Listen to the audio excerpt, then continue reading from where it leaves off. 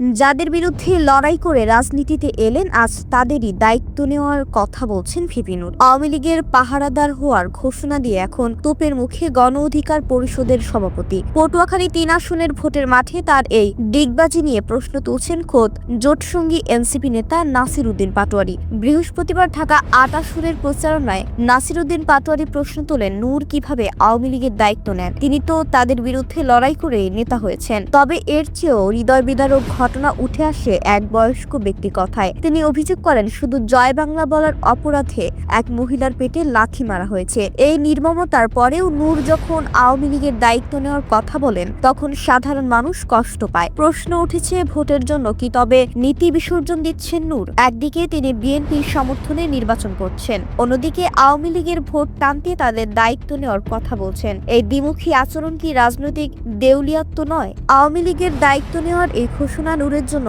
Boomerang হয় নাকি কৌশলী চাল, তার সময়ই বলে দেবে। তবে সাধারণ মানুষের ক্ষোভ আর নাসিরের প্রশ্ন ভোটের মাঠে বড় প্রভাব ফেলতে পারে।